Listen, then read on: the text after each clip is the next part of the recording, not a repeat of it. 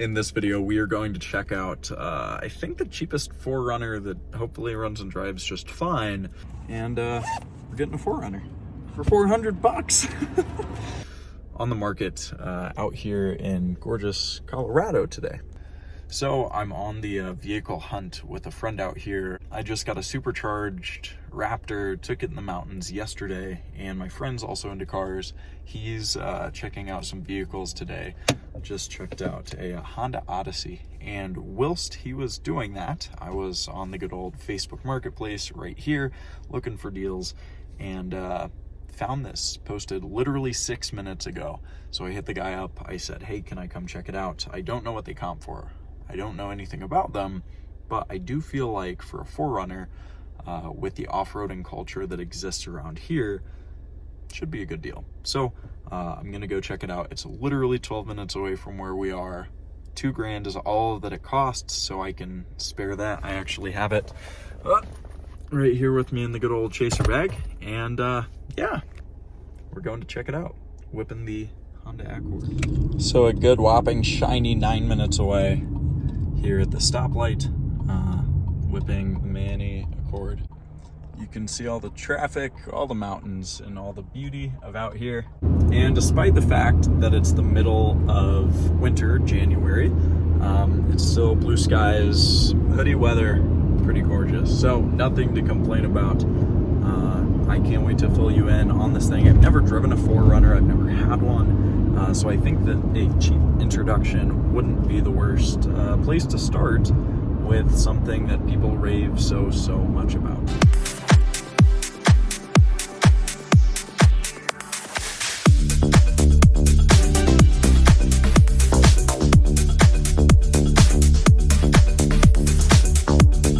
Pretty stoked on this. The more and more I think about it, because obviously it's all happening so fast, is that two things will hopefully come out of this if I end up getting it. Number one is a testament that you don't need a whole bunch of money. You don't have to start making automotive money with a $25,000 Raptor. You can use 1/10 of that to get an old 4Runner. Sure, it may not be as nice, new, whatever, but as an enthusiast, that's not the name of the game. And as an automotive entrepreneur, that's not the name of the game either. It's making money with what you have, with what you can do.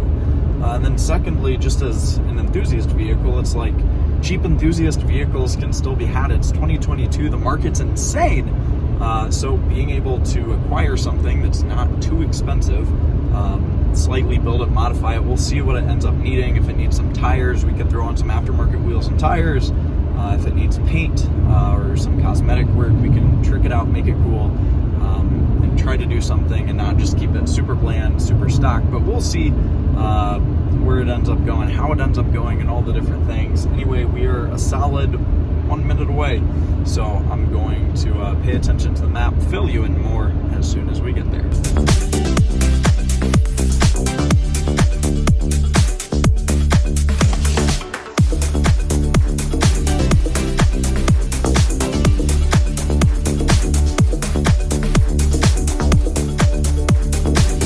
Cruising on the toy, clutch seems good. Everything seems decent. It hasn't started in about a year and it just kicked right on. So we just pulled over in this church parking lot right up here and tried out 4-wheel. Try not to stall it, but it's bucking and jumping. So I think that's all good. There's a rear anti-lock light on. I don't know if that would have anything to do with the 4-wheel and drivetrain, or if it would just be a brake. Anyway, that should be 4 low. Oh yeah, that's definitely 4 low. Holy crap, is this short.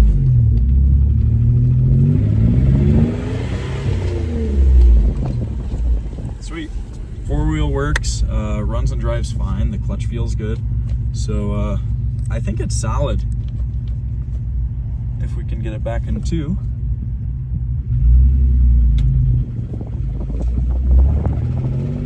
Oh yeah. I don't know what this sort of tapping sound is. I don't think it's knocking at all because it's not coming up when I free rev it. Let me get to a stop right here. It doesn't seem like it's knocking, but there's some chatter, so maybe flywheel when we get going like that. Anyway, we'll see what we can get numbers wise. It's pretty rough, pretty old, 300,000 miles. So if we weren't in this era right now, I don't know how much I'd be paying for it, but it's a cool car that'll sell to someone in Boulder that has a mustache like this, that eats a lot of granola, likes their off-roading, so we'll go for it. Yeah, I guess where do you need to end up price-wise on it? Because there's like the little tick-tacky stuff, like 150 in the battery, whatever else in terms of brakes. I don't know if the tires are dry rotted or if they just need balanced, but it was riding like a Jeep or whatever. Just need balanced. Yeah, it'd probably not be too close to the 2. No, I just put that price on there. Okay. And honestly, if you want $500 for it, I'm gonna do it. Yeah, I just don't want to get buried in it in terms of like maintenance around with all the things, and it's like I could just buy one that's lower mileage and ready, not have to dick with it. What do you think, like worst case it would scrap for if it ends up being too expensive to fix and stuff? Yeah, I was thinking 3.4. That's what I was thinking. Pretty conservatively, and it can drive there. Like I drove it up and down the road fine. Right. You could sell the wheels and tires for $250. Something, yeah. Swing it for 4. All right. I cannot believe this. I'll do it for 3. I'm dying. We just locked this thing, hopefully you heard, for $400. That has got to be the cheapest 4Runner. It's not rusty, runs and drives fine. Right, for real. That's nuts. So we're getting cash right now. Me neither. I was not expecting that whatsoever. He literally posted it 6 minutes before I inquired. Yeah. What? Grab the chasey poops with, I think there's 3 in here. So we should be good. 1, 2, 3, 4, 5. 3, 4, 5. 1, 2, 3, 4, 5. 1, 2, 3, 4, 5. We still got the rest, so we're chilling. And we're getting a 4Runner for $400. So, item number 1, we need a new battery. This is freaking surreal. I'm so stoked. I am so unbelievably stoked. I want to take this thing to Boulder. I want to be the guy with the mustache that eats the granola that takes the 4Runner off-roading, hitting the flat irons. But for now, we need to get some Lucas oil stabilizer because it does have a little oil leak, a new battery for sure, and then hopefully the alternator's not cooked. Hopefully troop it home, 30 minutes, we'll see how it drives. I'm not super keen on taking it on the interstate just yet, but it hasn't been sitting for a decade. It's been sitting for around a year, so it's not that bad. It did 60 just fine. I can't believe I got this thing. You heard the negotiation. That's nuts. So signing off, paying attention to the roadways. We're done with B-roll, done for the hunt. I'm stoked as can be.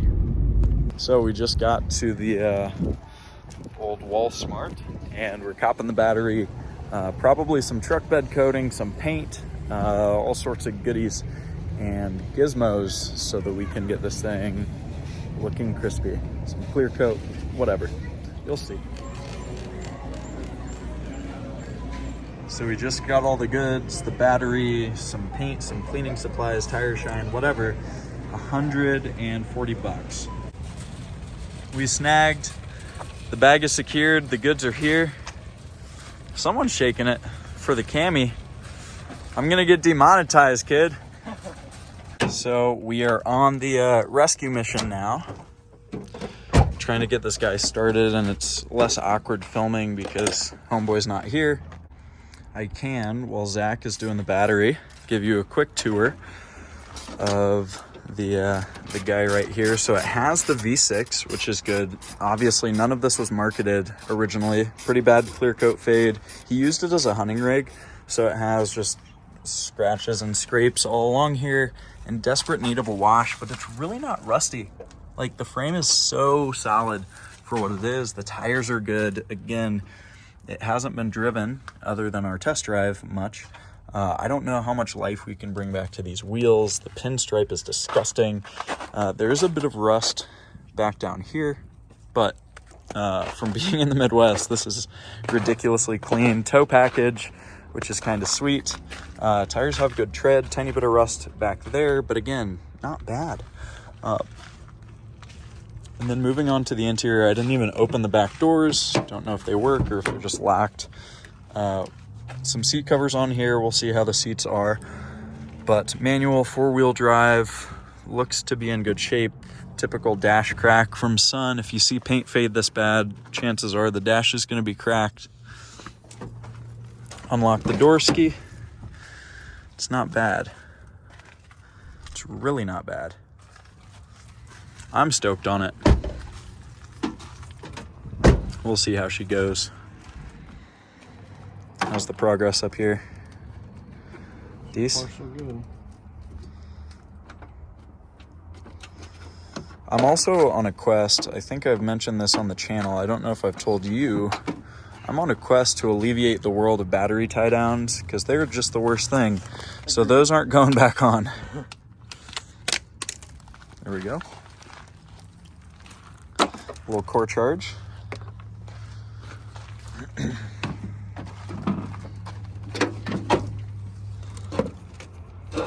Got it. It's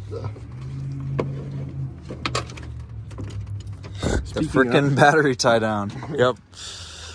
Oh, we love you. Fits well. Looked ridiculously small in the Walm. We didn't check the oil level beforehand. This roll of toilet paper was in there. So we just checked it. It was on the L mark. So we're going to add some Lucas. Got some extra oil as well. Just El Cheapo Walm stuff. But the Lucas should be good for it. We'll add a quart and see where she is. All right, moment of truth. Quart of Lucas. New battery. See how she sounds and if she even starts. Right up. There we go. That's it for this video. Hopefully you liked it. If you did, be sure to drop a like. Be sure to subscribe to see what ends up happening with this 4Runner as well. The detail, the off-roading, the mechanical fixes, and of course the profit, because the name of the game is automotive money. Till the next time, see you then.